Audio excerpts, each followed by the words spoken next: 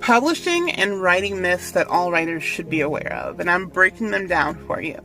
This is a good one, and I really want to make sure this hits home to you writers because a lot of times we don't think about this.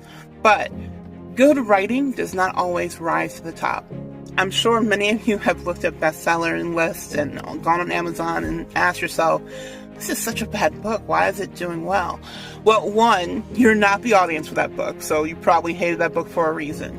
But two, just because you write well or have a great story doesn't mean you're going to sell well.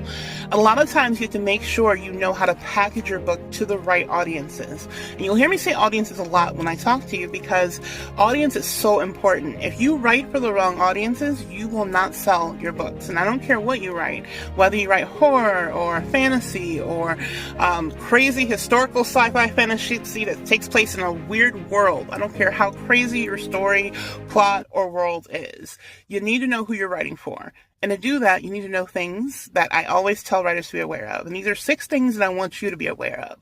1, your cover. 2, your title. 3, your subtitle. 4, your categories. 5, your keywords. And 6, your book description. All of these package your book to be sellable to the right audiences. The visuals will help readers know if they're in the right genre. Your description will help sell them on your story.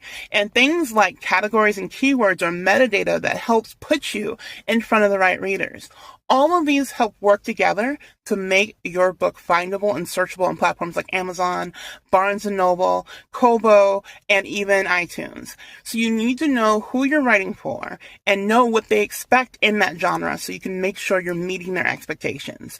You can't just write for yourself. You definitely should write for yourself, but you cannot be the only person you write for because you're not buying your book. Your audience is. So keep that in mind when it comes to good writing. Good writing is amazing, and the thing is, good writing is subjective. So how do you make sure readers know that your writing is good and worth reading? You got to package it well so they can find you, and then the reviews will speak for themselves. So if you found this helpful, comment below, make sure you like, and share this with another writer that you think will be helpful. I'll talk to you soon.